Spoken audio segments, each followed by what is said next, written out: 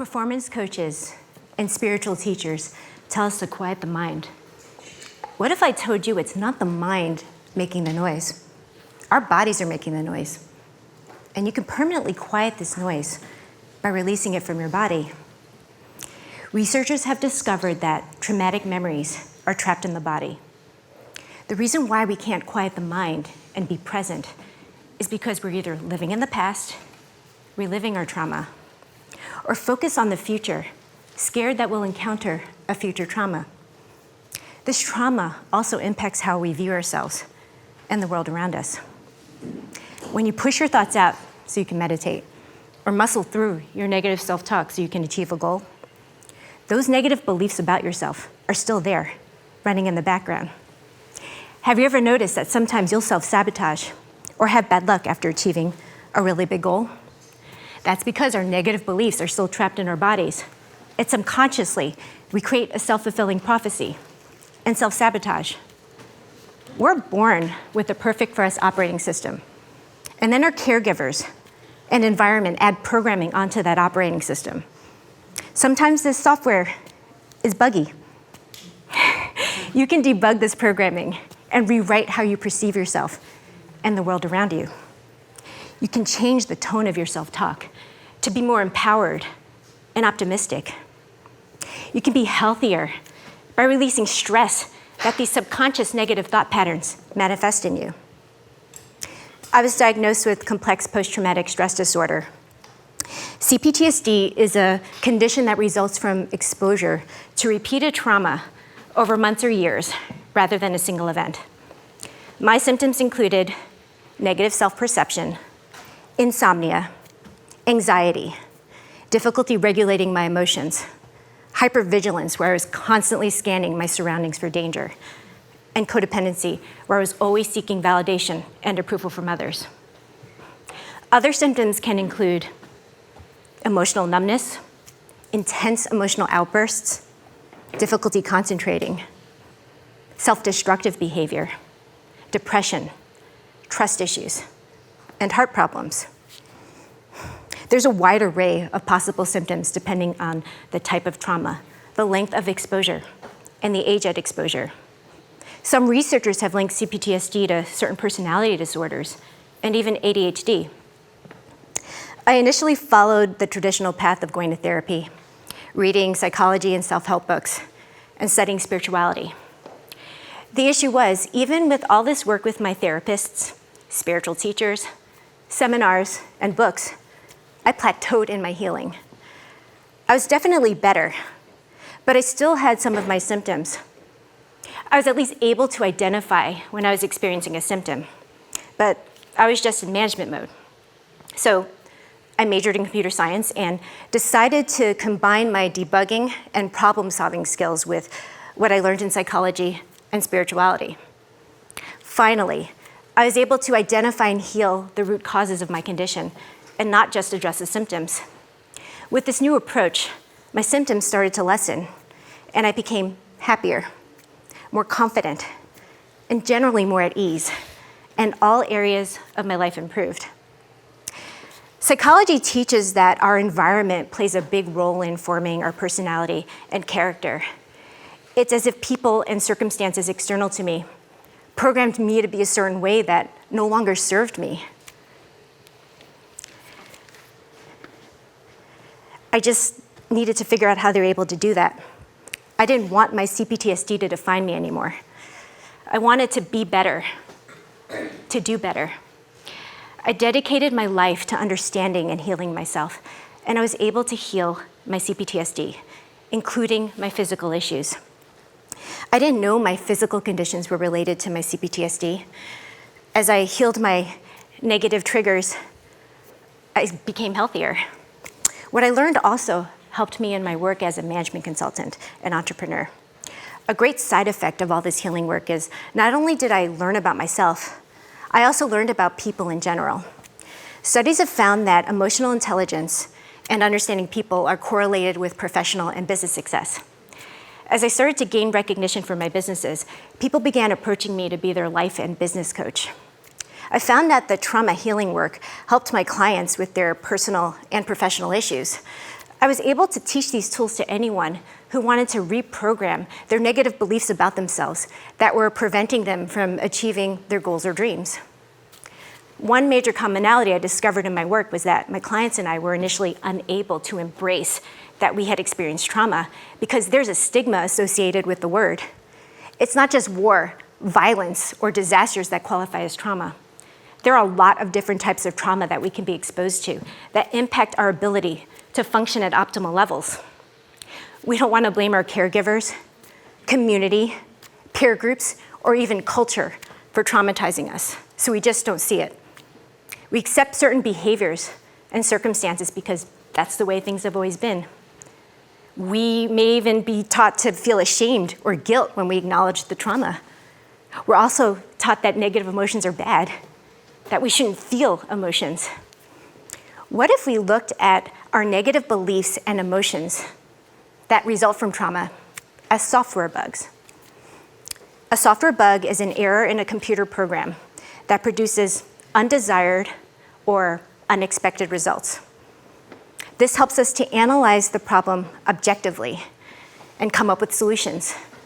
We can then identify the root bugs without judging how they got there. First, I found it helpful to look at the definition of the word trauma objectively. According to the dictionary, trauma is a deeply distressing or disturbing experience.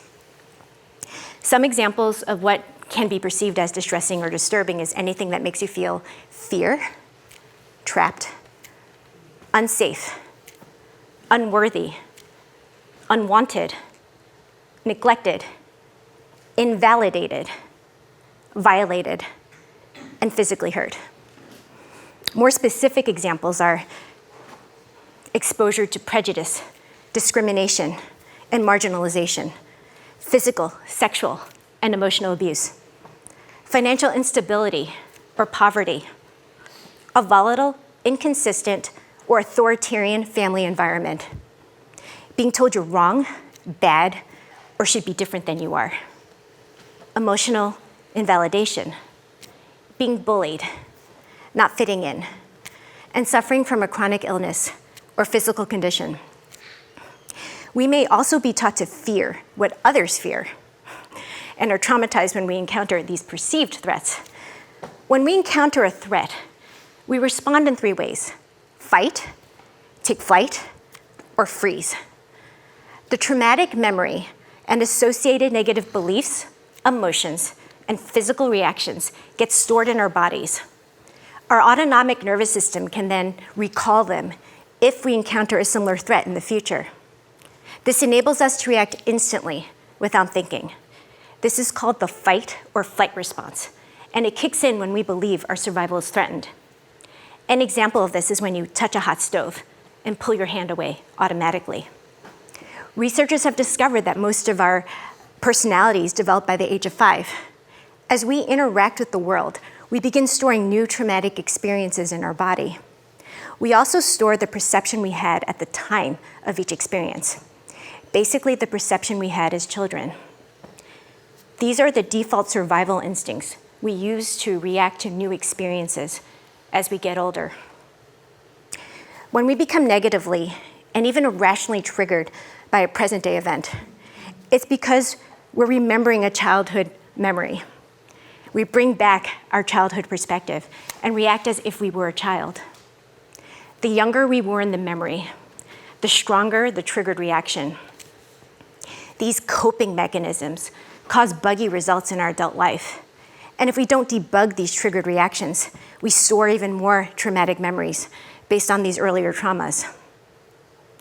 All of these trapped memories create a filter that distorts how we perceive our reality. We may see danger when there isn't any, and we may not see danger when we really should. So how do we debug these obsolete reactions? By releasing the traumatic memories from our bodies so we can't recall them anymore. We then stop creating new traumatic memories based on our old traumas and respond as adults in new and innovative ways. The challenge is that it would take our lifetime to unravel every traumatic memory.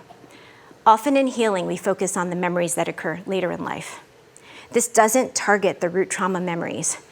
In computer science, this would be like fixing the symptoms and not the root bugs. If you can identify the earliest memories, the later memories will seem less traumatizing. There are so many ways we can debug our programming. We can work with therapists who specialize in trauma and use modalities like EMDR, somatic therapy, or hypnotherapy. You could work with a chiropractor, acupuncturist, massage therapist, or energy healer. And if you don't have the means to access these resources, you can learn tools like body-focused meditation, bilateral stimulation, and emotional freedom technique. Scientists have found that different emotions can be mapped to different areas in our bodies. Our traumatic memories can also be mapped to these areas. By mindfully focusing on these areas, using any of the tools, you can identify and release the traumatic memories. The key is to identify the earliest memories. We then stop defaulting to trauma-informed instincts. For my own healing, I do body-focused meditation.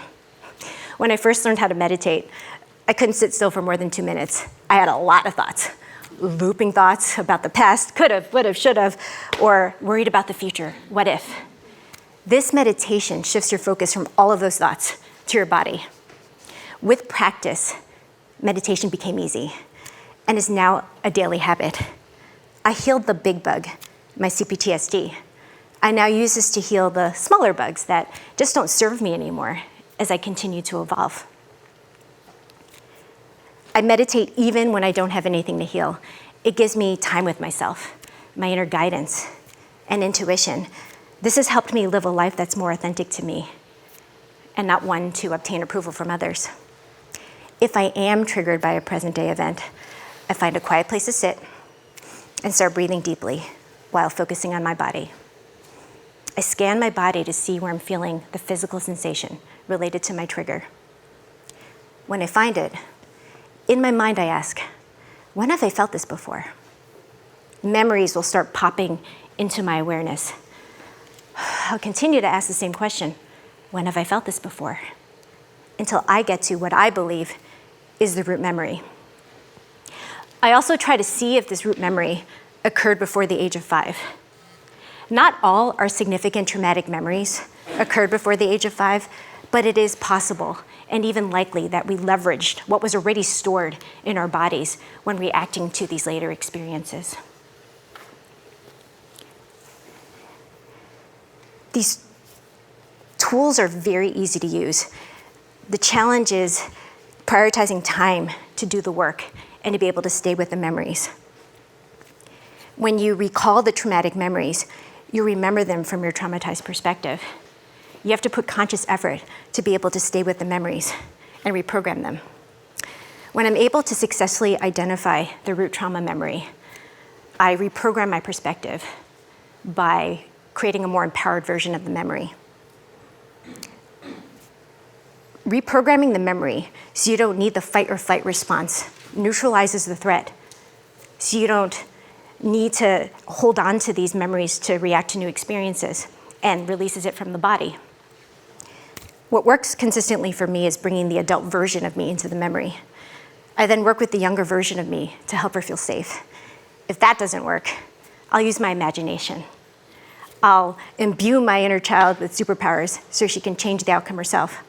Or I'll shrink the perpetrators of the trauma so they're less scary. Sometimes just understanding the memories using my adult perspective is enough. I found viewing trauma through the lens of computer science helpful because we can just focus on the programmers and not the program. We could just focus on the programming and not the programmers who are responsible. We're simply acknowledging that the programming applied to our operating system may not be a fit anymore. You don't have to have a condition like CPTSD to be motivated to explore and heal your traumatic past. It's proactive self-care to determine if there are beliefs and coping mechanisms that don't match who you are or who you hope to be. You can become braver, more creative, and expansive. Situations you perceived as threatening before won't seem threatening anymore. And if you're faced with a true threat, you can respond courageously and resourcefully. You can shift from reacting as a triggered child to responding as a conscious and wise adult. By quieting the noise, you can tune into your inner compass and intuition more easily. You can then discern your own calling instead of seeking approval from others. You may even see opportunities you missed before because you've changed how you view yourself and the world around you. Understanding trauma's impact can also help us have more compassion and empathy for others.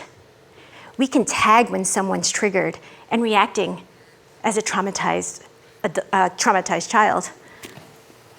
It's helped me collaborate and communicate better because at the core, we all really share the same needs: to feel loved, accepted, and secure. Thank you.